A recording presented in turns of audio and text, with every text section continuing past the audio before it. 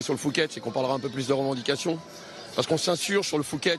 Mais vous savez que le 31, il y a des gens qui vont être délogés, qu'il y a des gens qui n'auront plus de maison. Ça, il n'y a aucun média qui s'en insurge. D'accord? Donc ces phénomènes de loupe médiatique sur un petit problème. Parce qu'on n'est pas des violents, nous. On est en colère. Les violents, c'est le gouvernement. C'est eux les violents, c'est eux les ultra-violents. Ils sont tellement incompétents, ils sont tellement en manque d'idées qu'ils font rentrer l'armée dans Paris. Et ça, personne ne s'en s'insurge. Et le choix d'une manifestation déclarée, c'est justement pour canaliser, essayer de montrer qu'on est mobilisé en tant que gilets jaunes et qu'on parle des revendications. La semaine dernière, elle était déclarée, la manifestation. Elle devait partir de rue Kléber.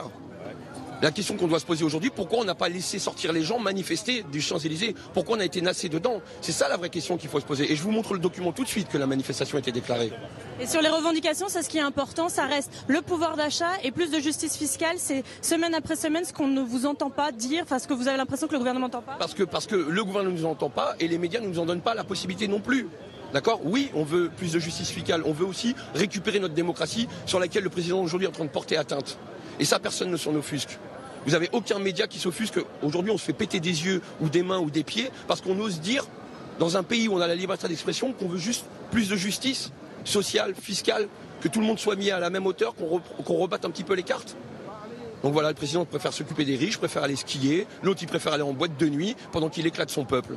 Elle est là la France aujourd'hui. Est-ce que le grand débat national où il y a beaucoup de monde qui a participé, notamment des gilets jaunes qui se sont mobilisés pour aller participer, discuter, est-ce que vous en attendez quelque chose ou vous dites qu'au final c'est qu'un écran de fumée? C'est un grand blabla. D'accord? À savoir que l'extraction des données de ce grand débat, ça va être fait par une intelligence artificielle. Donc quels sont les mots-clés qui ont été mis en place pour ressortir quelque chose qui va aller dans le sens du gouvernement? À savoir que ça nous a coûté 15 millions d'euros et que c'est OpinionWay et une société qui s'appelle Quam, qui sont les petits copains de Macron, qui vont déterminer le rendu du grand blabla. D'accord?